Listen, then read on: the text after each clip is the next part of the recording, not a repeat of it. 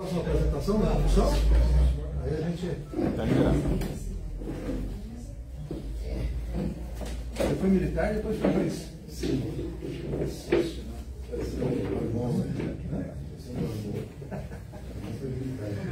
Boa noite, boa noite. Boa tarde a todos, sejam todos bem-vindos mais uma vez à nossa casa. Os que estão nos assistindo, sejam bem-vindos também e aproveitem bem essa palestra no dia de hoje. Hoje nós teremos a apresentação do tema Doenças Kármicas com o nosso irmão Ezequiel Mota.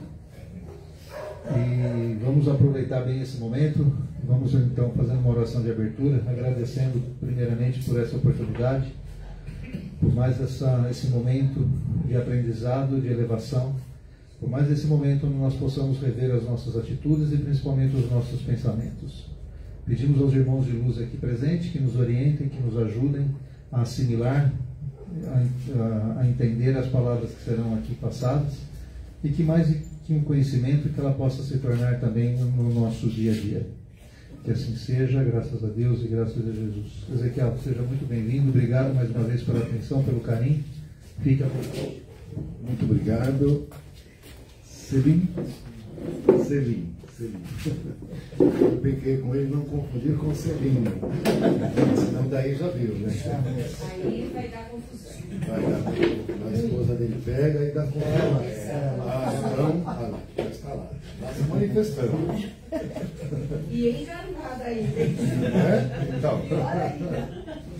Bem, primeiramente, uma boa tarde a todos. É uma alegria estar mais uma vez aqui com todos vocês, os amigos aqui presencialmente, e também aqueles que estão pela internet acompanhando essa nossa conversa aqui, né? Esse tema que vamos abordar para a nossa reflexão, que é doenças kármicas, que é um tema que serve para nós, aqui que estamos encarnados, mas também para os nossos irmãos que estão desencarnados. Não é? Conforme eu for desenvolvendo, a gente vai entendendo as repercussões para nós, enquanto estivermos vivendo no mundo espiritual, né?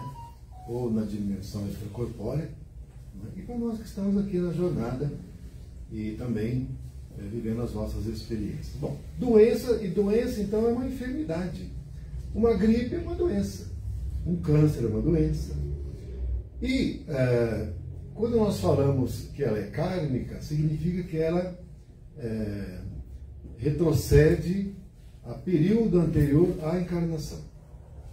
Então, é uma doença que a gente traz já de períodos anteriores, mas o importante a gente observar não é a doença em si, mas que essa doença ela tem para nós um sentido de cura.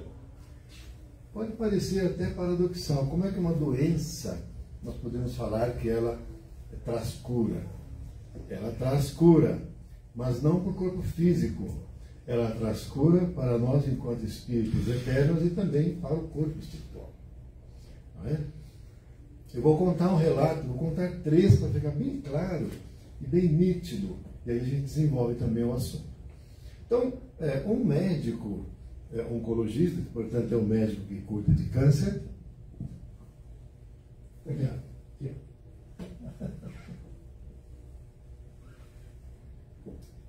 Ele estava tratando de uma paciente com câncer mamário com metástase, ou seja, um câncer que ele alastrou. E todo tipo de procedimento, de tratamento que a medicina poderia oferecer foi feito. E, no entanto, chegou num ponto que o médico falou para ela: olha, a ciência médica atual, o que podia oferecer foi oferecido, mas não tem mais nada para ser feito em termos de tratamento pela medicina atual da Terra. Quis dizer o que para ela? Que não havia, desenganou, né? Então, desenganou a pessoa e tal. Mas aí ele disse assim: mas eu participo de um trabalho de tratamento de cura em um centro espírita, se você quiser ir. Logicamente que ela aceitou, foi lá e fez o tratamento, que na verdade era uma cirurgia espiritual, e durante o procedimento, os médicos espirituais, que nesse caso os médicos se materializavam e realizavam os procedimentos médicos. Os médicos falando inglês fluente entre si, que o caso dela estava simplesmente maravilhoso. estava estupendo, estava perfeito. O médico, que era o médico dela, ficou feliz, né? Falou, poxa vida, né? Eu trouxe, ela veio aqui, eles estão dizendo que está maravilhoso, então, bacana, né? Uma semana depois a mulher desencarna. Aí ele fala, poxa vida, ele ficou meio assim, né? Esquecido, tal. E os mentores chamaram para falar com ele e disseram assim, olha, realmente os médicos espirituais falaram que estava maravilhoso, mas o corpo espiritual dela, que estava todo luminoso. Essa enfermidade limpou as mazelas e também as doenças do corpo espiritual. O corpo espiritual também tem doença, né? Todas aquelas manchas escuras que o corpo espiritual dela apresentava sumiram, desapareceram. Então ela está só luz. E isso é maravilhoso. Eu não estou dizendo que a gente, aí ele entendeu tal, estou dizendo que a gente não deve valorizar o corpo físico, a gente tem que cuidar e tudo mais. Mas o corpo físico, gente, não é tudo. Nós não somos o corpo físico. Tampouco somos também o corpo espiritual. Nós somos a consciência individual criada por Deus. E que normalmente a nossa forma, o nosso corpo, é o corpo perispiritual e não o corpo físico. Porque nós comparamos o nosso mundo físico, que é o que nós estamos agora, a uma escola. A pergunta é, alguém mora na escola? Não. A gente frequenta a escola para o aprendizado. Terminou, o que a gente faz? Volta para casa. A nossa casa não é na escola.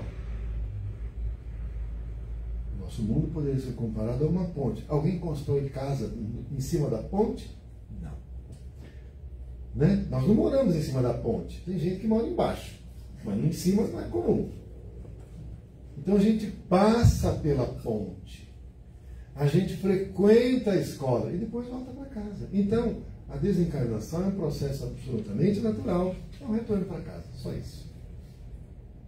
O que nós chamamos de mundo espiritual é apenas uma que os cientistas, os cientistas quânticos, chamam de dimensão não local. Eles já chamam o mundo espiritual de dimensão não local. Eles não falam mundo espiritual. Eles falam dimensão não local. Então, para a ciência já existe o mundo espiritual. Consequentemente, a gente não deve temer doença, que pode levar à desencarnação. Há doenças que realmente levam à desencarnação, outras não, conforme o aprendizado que temos que passar. Agora, toda doença ela tem um propósito, que é o nosso crescimento, o nosso aprendizado, a nossa cura. Como eu falei, quando a gente fala de doença, não pode. Se disser para o médico que a doença é cura, o médico vai achar que são malucos. Vou contar um outro caso para vocês, bastante interessante, que é o caso de uma mulher que foi levada para o centro espírita na cadeira de roda, carregada pela mãe. Era uma mulher de uns 30 e poucos anos. E ela não conseguia parar em pé, ela não conseguia ficar em pé. Então, você podia ser transportada em cadeira de rodas e ficar no leito o tempo todo. Ela não podia ficar sentada na cadeira de rodas, ela era amarrada, não caía. Porque ela apresentava uma enfermidade de nascença e que todas as juntas do corpo dela eram soltas. E isso tinha sido já detectado dentro do útero materno, ou seja, na vida intrauterina. Então, desde a vida intrauterina, pelo ultrassom e tal, se verificou que ela já apresentava essa enfermidade. Tem muitos casos de crianças, de pessoas, que já nascem com enfermidade, ou enfermidade física, deficiência física, ou neurológica. Então a pessoa já nasce assim. Não é? A gente poderia perguntar, e as pessoas questionam, poxa, mas como é que Deus permite isso? A criancinha não fez nada, é um anjinho. Como é que pode uma nascer totalmente saudável e a outra nascer com tantas doenças, nascer desse jeito já? Ou alguns nascem na opulência, outros nascem na miséria. Como é que Deus não vê essas coisas? Não é? Mas no caso dessa moça, que foi no centro espírita também para tratamento de cura, foi informado para ela, né, os próprios mentores informaram, que no caso dela não havia permissão para realizar nenhum tratamento para a cura da enfermidade dela. Né? A pessoa que vai acaba ficando decepcionada. Não é que os médicos espirituais, a equipe médica espiritual, não deu atendimento. Dá o atendimento, essa pessoa não vai poder ficar curada. Nesses casos, inclusive, o próprio mentor da pessoa informa a equipe médica espiritual disso. Lá no nosso centro, Maria de Nazaré e Poá, nós temos um tratamento de cura espiritual que é a apometria. Não sei se alguns de vocês já ouviram falar. Eu tenho uma equipe médica espiritual, realiza cirurgias espirituais e tem a equipe de apômetras. Eu faço parte, inclusive. Só que tem alguns casos em que claramente a gente já está sabendo que a pessoa vai desencarnar. Outros que não pode ser feito tratamento para cura, outros é apenas amenizado e outra pessoa fica curada. Por quê? Porque tem algumas enfermidades que são kármicas, são trazidas de outras encarnações. Nesse caso que eu estou falando, dessa moça que foi fazer o tratamento, que no caso não foi no nosso centro, foi em outro, e que foi dito para ela que, infelizmente, no caso dela, não daria para ser feito nada. E foi informado, né, que a doença dela chamava-se síndrome de Larsen. E aí foi feita uma pesquisa, que doença que é essa? É uma doença que realmente a pessoa já nasce com todas as juntas soltas. Então, por exemplo, pernas, quadris, ficam todos soltos. A pessoa é igual uma boneca. Mas ela cresce? A pessoa cresce. Mas as juntas não se mantêm firmes. Então a pessoa fica que nem uma boneca, que você solta e para ela pelo chão. Foi explicado depois o porquê dessa doença kármica dessa moça, e que era o seguinte: essa moça, na época da Inquisição, ela era uma das pessoas que ajudavam nos interrogatórios inquisitoriais. Como eles eram feitos? A pessoa, se não falasse o que se desejava ouvir, era colocada num instrumento chamado roda. Esse instrumento chamado roda esticava a pessoa, e essa pessoa, muitas vezes a pessoa não sabia mesmo, não tem como falar, mas né, não falava porque não sabia, mas não queria saber. E vai esticando, com isso rompia todos os ligamentos, e depois a pessoa ficava que nem uma boneca e parava em pé. Essa moça, então, era uma das que participavam desses, vamos chamar assim, rituais, se é que podemos chamar assim. Só que depois ela desencarnou, foi para o mundo espiritual, foi para um umbral, depois foi resgatada, foi para uma colônia, e aí com a consciência dela totalmente ampliada, ela ficou com um sentimento de culpa tão imenso que ela não conseguia progredir. Ela não tinha, ela já estava com a consciência expandida, as pessoas às quais ela fez isso tinham perdoado, porque tinham compreendido que quando a gente passa por alguma coisa, é porque também a gente devia. Então a gente perdoa. Mas o perdão do outro não alivia o nosso sentimento de culpa pelo que nós fizemos. Esse é o problema. Aí então, lá no mundo espiritual, ela pediu para reencarnar. Ela falou: eu não consigo ficar aqui. Todo mundo me apoiando, todo mundo, essa compreensão, essa fraternidade, mas eu não me vejo em condições de permanecer com vocês. Eu preciso reencarnar. E eu quero reencarnar e eu quero que o meu corpo físico apresente uma enfermidade que se assemelhe ao mesmo que eu fiz para as pessoas, porque eu quero passar por essa mesma situação, para aí depois eu conseguir voltar para cá com a consciência mais livre e mais tranquila. Né? Agora, a questão é que quando a gente está na encarnação, a gente não lembra dessas coisas. Né? Não lembra dessas coisas. E aí muitas vezes a gente fica, não é, se colocando na situação de vítima, ou blasfemando, ou praguejando contra Deus, contra os mentores, sem ter a compreensão. Mas, se a gente tiver uma clareza sobre os porquês das coisas, né, que aqui é uma escola, que é um aprendizado, a gente vai ter a aceitação, e aí com isso a nossa encarnação será profícua, como naquele caso que eu falei da moça que tinha câncer mamário e tal, e se iluminou. Por quê? Ela tinha enfermidade, mas ela aceitava, ela não se revoltava. E com a aceitação ocorria limpeza do corpo espiritual dela, e ela voltou para o mundo espiritual toda luminosa. Nesse caso que eu expliquei, da moça que tinha essa enfermidade, ela precisava passar, e ela pediu para passar. Né? A gente às vezes fala, mas por que Deus permite? Não é que Deus permite, a gente pede. A gente vai lá para o ministério da reencarnação e implora de joelhos para os mentores para vir ter uma encarnação dessa. E às vezes os mentores ainda falam assim para a gente, olha, não era melhor uma coisa mais leve e tal, vamos começar devagar, e a gente implora para ser assim. Por que os mentores nos colocam isso? Porque eles sabem da nossa condição. Muitas vezes a gente ainda não tem uma estrutura suficiente para suportar certas adversidades. Porque vejamos bem uma coisa, qual o espírito que conseguiria passar pelo que o Cristo passou? Voluntariamente. Sem queixa. Ninguém. Os mestres todos que a gente sabe que já passaram aqui pela Terra, foram muitos, nenhum deles passou pelo que o Cristo passou. Você pega, por exemplo, o Buda, mestre espiritual. Mas foi normal, iluminou e tal, normal.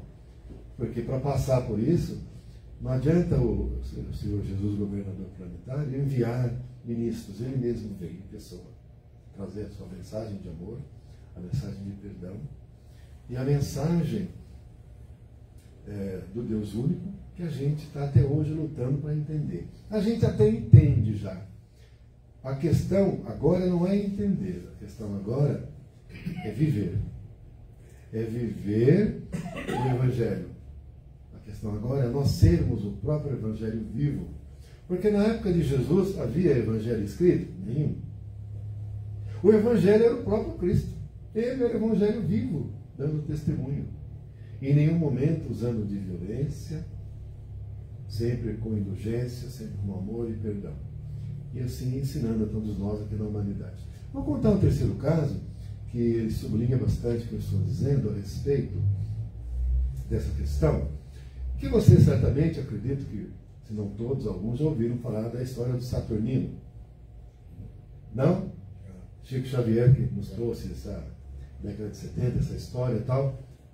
Aqueles que ainda não conhecem, os que estão na internet ou mesmo aqui, eu vou contar a história. Então, Saturnino era um trabalhador espírita desde a mocidade, uma pessoa boníssima. Centro espírita é uma pessoa que participava de tudo. Era para varrer o chão, ele pegava a vassoura, não precisava nem pedir.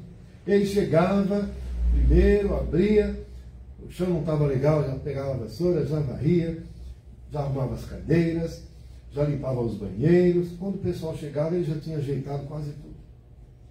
Depois ficava ali recepcionando as pessoas, né? Nas sessões de atendimento espiritual, de assistência espiritual, ele ficava na sustentação, né? Normalmente nos trabalhos de assistência espiritual, né? Todo mundo quer ser o médium de passividade, né? De psicofonia, ou mesmo o doutrinador, aquela pessoa que orienta o espírito e tudo mais. Aí se falar para ficar na sustentação, mas na sustentação eu vou ficar só ali quietinho, não vou ficar fazendo nada e tal, né? Só que ninguém assim, as pessoas não imaginam algumas, que é a sustentação que dá, o nome já fala, sustentação, né? Que dá sustentação energética para os trabalhos. Os mentores utilizam, porque quando os espíritos chegam lá nos trabalhos de assistência espiritual, muitos chegam com doenças, muitos chegam com ferimentos, feridas, né? De todo tipo. E essas energias que são doadas pelos trabalhadores da sustentação são usadas para essas curas, né, dos corpos espirituais desses espíritos que vêm. Então nós vemos a importância enorme, mas a gente quer aparecer, né? Aí acha que isso aí não é muito. Mas, então, Saturnino, pessoa muito simples, uma pessoa muito boa, pessoa muito humilde, participava de tudo no centro. No emprego dele, no trabalho, trabalhava numa fábrica, era o melhor trabalhador, ajudava todos os colegas, era o primeiro a chegar, o último a sair. No entanto, aliás, ele era muito querido pela direção do trabalho, da fábrica. No entanto, uma ocasião, ele inadvertidamente, ao operar uma máquina, essas que cortam, máquinas, seu nome, mas aquelas que fazem cortes, e nessa de fazer corte, cortou um pedaço do dedo dele. E aí, sangue para todo lado, aquela correria e tal. O próprio chefe dele, né, o diretor também, desceram lá, ele era muito querido, todos gostavam muito dele. Chegaram lá, nossa, como você aconteceu isso? Como é que pode ter sido? Botaram no próprio carro do chefe, levou para o hospital, né? Esqueceram o dedo lá, depois foram buscar, mas não deu jeito de grudar o dedo e enfim, ficou sem dedo, né? Perdeu o dedo e tal. Tem situações que às vezes as pessoas colocam no gelo e tal, e se for rápido, dá para consertar. Eu tenho um irmão, é mais novo que eu, que quando a gente era criança, a gente era arteiro pra caramba, né? Eu também. E aí a gente estava brincando com a bicicleta, que tinha ganhado fazia pouco tempo, e começando a mexer na catraca. Eu rodando na catraca. E o meu irmão era mais novo, era bobinho, né? Meteu o dedo lá na catraca e eu rodando, cortou o dedo dele, ficou pendurado por uma pele. E aí, eu não sabia se tinha que empurrar para frente ou para trás, eu ficava empurrando para trás e para frente. O dedo cada vez cortando mais e meu irmão gritando. Até que deu certo, ele tirou, só ficou o dedo pendurado. Mas enfim, aí foi rápido para o hospital, costurou, não ficou muito bonitinho não, mas está com a ponta do dedo lá. Mas esse cara cortou bem, não foi só a pontinha, cortou bem o dedo dele, foi para o hospital, não conseguiram grudar o dedo, nem com cola, nem com nada, e ele ficou sem o dedo, né? Mas, enfim, né? Ficou um pouco triste, um pouco desapontado, porque afinal de contas, não só os empregados da fábrica, como ele também, ficou pensativo. Puxa vida, né? Eu não faço mal para ninguém, eu ajudo todo mundo, eu sou do bem. Como é que eles permitem, né, que aconteça um negócio desse comigo? Devia o mentor, pelo amor, né? Podia me ajudar aí, né? Não deixar acontecer esse negócio e tal. Enfim, né? Ele ficou meio pensativo, meio triste, mas tudo bem. Ganhou 30 dias, licença, no outro dia estava na fábrica lá, né? E à noite tinha sessão no centro espírita, que ele frequentava. E aí ele foi no centro espírita. Não falou nada, ficou quietinho, todo mundo sabia do problema e tal, né? Mas os mentores leem o pensamento, o coração da pessoa e viram que ele realmente estava com esse sentimento, né? Pensando nisso e tal, achando que o que aconteceu não era merecido, né? E quando terminou a sessão, as pessoas foram embora, ele era um dos últimos a sair, mandaram chamá-lo. Mandaram chamar, ele foi lá, os mentores disseram para ele, olha, entendemos, vimos que você está triste, está com esse sentimento, né? Mas vamos explicar para você entender o que aconteceu e por que aconteceu e quem é que pediu para ser assim. E aí então contaram que, olha, encarnação anterior, você era dono de fazenda, um empregado não moeu direito a cana, você enfiou o braço dele dentro do moedor de cana e ele ficou sem o braço. Por uma coisa que uma vaidade sua, uma arrogância, você moeu o braço do empregado. E aí, depois, você pediu também para passar por uma situação semelhante de ter o braço decepado. Vejam bem uma coisa. Na encarnação anterior, ele decepou o braço de uma pessoa, uma máquina de moer cana. E ele, no mundo espiritual, antes de encarnar, pediu para o braço dele ser decepado. E, no entanto, decepou o dedo, parte do dedo. Gente, vamos falar a verdade, era motivo de fazer festa, não era? Você ficar sem o braço inteiro e perder um pedaço do dedo, gente, era para sair festejando, soltando rojão. Mas por que a gente não faz isso? Porque a gente não entende. Não tem essa, não lembra. Não tem essa compreensão. Quando ele teve a compreensão e a clareza que foi explicado, dissipou-se totalmente do coração dele aquela sensação de vítima, de coitadinho, que os mentores não cuidam da gente, que a gente está largado, eu faço tudo de bom e o que eu ganho em troca? Isso tudo foi embora. Então, o que é importante a gente entender? Que nós estamos na encarnação para o aprendizado, para a nossa redenção. Aqui não é a nossa casa, aqui não é o nosso ambiente natural. que é uma escola, a gente vem para aprendizado, termina, volta para casa. Nossa casa não é aqui. Eu estava falando agora há pouco com o Caio, eu estou com a sogra em casa, o pessoal fala de piada de sogra, nem minha sogra gosta dela, viu? Né? E ela está com um problema sério, né, e tal. E ela não é espírita, né? A gente faz evangelho no lar, ultimamente ela começou a participar, porque a gente consegue fazer pela internet, ela fica da casa dela e consegue participar. E eu tenho explicado para ela algumas poucas conversas, hoje inclusive fui lá e tal, porque tudo indica que ela está desencarnando e tal, né? E está com 93, além de ter outras enfermidades graves, uma delas é um câncer também. Então, ela está muito magrinha, deve estar com uns 35 quilos. Então, gente, realmente um negócio bastante dramático, né? E até hoje a gente estava conversando, eu e ela e tal, que antes de ir para o meu centro, ir para cá, eu passei lá, fiquei um pouco lá. Ele estava falando para ela que aqui é um local, uma escola, um local de aprendizado. Quando eu termino, a gente volta para casa. Né? Eu falei para ela, né, talvez não tenha condição de entender como a gente que é espírito e tal. A gente falar com sutilidade, com suavidade, que a pessoa não ficar tão angustiada. Porque, para todos nós aqui, eu acho que posso falar para você também, a desencarnação para nós é uma coisa absolutamente natural. Né? Mais ou menos. Né? Não, mas. É melhor deixar para depois, né? Vamos ter pressa, né? Mas eu digo assim. A gente entende, mas vamos deixar para depois. Mas eu acho que não vamos ter desespero com isso. Porque veja bem uma coisa, gente, a gente está, vamos supor assim, você está dormindo, certo? Você abre o olho.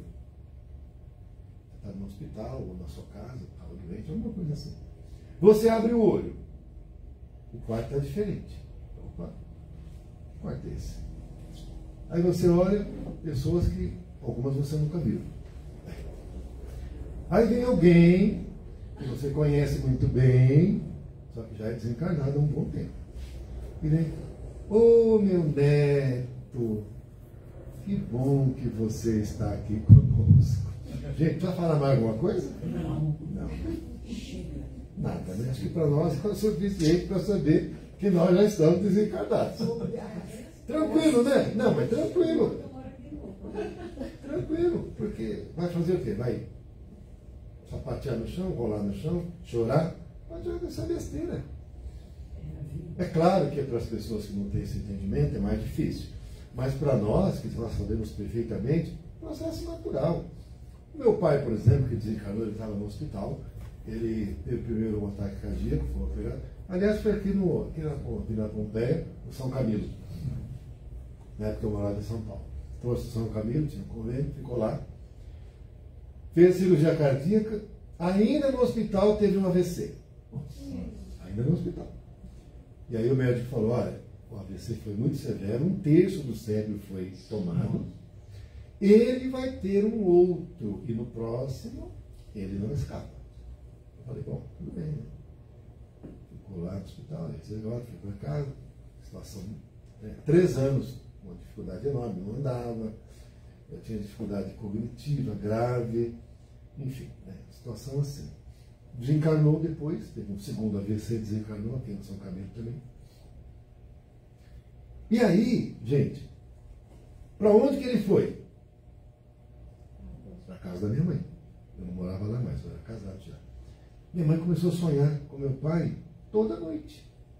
Meu pai desencarnado, sonhar toda noite. E ela ficava angustiada e tal. Aí, em certa ocasião, o médium foi. Minha mãe é evangélica, meu pai era evangélico. Né? Aí um médium, que era amigo, mas enfim, era médico, mas era amigo, foi lá e disse assim, olha, meu pai chamava-se Silvério. Seu Silvério está aqui. Ele está aqui.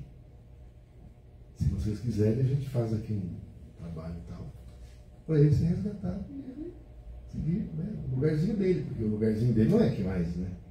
Que a presença dele, pela energia, acaba criando transtorno de horário, né? Não, pode não. Não, pode. Aí então, à noite, nesse dia, à noite, minha mãe sonhou com ele de novo. Disse que sonhou com ele, não estava mais em cadeira de rodas, estava com uma túnica branca, deu um sorriso para ela e tchau e benção. E aí ela não sonhou mais com ele. Então veja bem uma coisa, gente. Estou com medo. Sorriu bastante. Veja bem uma coisa. Eu nunca sonhei com meu marido. Não? Nunca. Aos 32 anos. Porque ele foi para um local legal. Nunca. Moro sozinha, nunca. Ele está bem. A fotografia dele está lá, falamos nele o dia inteiro. Está tudo bem, né? Acho que ele está. Não, tranquilo, está bem. Estou fazendo o que ele quer. Você bem. vai ver só. Você também está fazendo correto, então está tudo em paz. Graças a Deus. Eu teria medo se eu sonhasse também, porque eu moro sozinha. Não, mas aí é o seguinte, na realidade você até se encontra com ele, mas quando volta para o corpo não lembra. Simplesmente isso, você não lembra. Em casa falando muito. Você não lembra, mas certamente você encontra com ele. Né? Agora, gente, é o seguinte, eu estava no centro espiritual nosso lá em Poá, Maria de Nazaré, e até um rapaz que ia dar uma aula lá para nós estava contando que no centro que ele participa, na Zona Leste, um fundador e dirigente, presidente do centro, desencarnou. Para onde ele foi? Para o centro. Não, para o centro. Na casa dele? Para o centro espírita. Ficou 1 ano na desobsessão. Porque ele não aceitava, não entendia que estava desencarnado. Foi na doutrinação do centro espírita 1 ano. Então, gente, ó, quem aqui desencarna, já vai logo para a luz, viu? Já vai logo para a luz, não vem que dar trabalho para a turma, não. Só me desculpe, porque é a primeira vez que eu sento aqui. É verdade. E eu frequento aqui pela amizade das meninas, que eu moro em frente. A cara aqui. Ah, entendi. Segunda amiga delas. Eu venho, amizade, tudo. A primeira vez que eu entro aqui. Nossa, você mora em frente tanto tempo assim, primeira vez que vem aqui? Onde nós paramos o carro lá. Não, minha Não frente vai dar multa lá para nós, não. Para todo Não mundo. multa não. Depende do que você vai falar na frente. Por enquanto acho que eu estou passando ileso. Sorriso sempre aberto. Com certeza. Graças a Deus. Isso aí. É verdade. Então, gente, as enfermidades kármicas, as doenças kármicas, são as doenças que nós pedimos para vir com elas no corpo físico, que vamos acoplar, para cura de consciência nossa e do nosso corpo espiritual.